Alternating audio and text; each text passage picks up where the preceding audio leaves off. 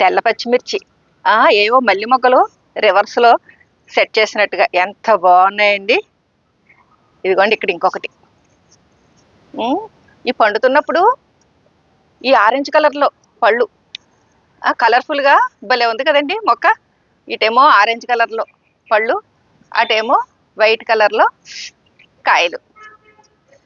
మనకి పూల మొక్కలు అవి పెట్టుకున్నప్పుడు అండి ఆ కలర్ఫుల్గా కనిపిస్తూ ఎంత బాగుంటాయో, అలాగే ఈ తెల్ల పచ్చిమిర్చి అంటే మామూలుగా పచ్చిమిర్చి గ్రీన్ కలర్లో ఉండే ఆకుల్లో కలిసిపోతుంది కదండి.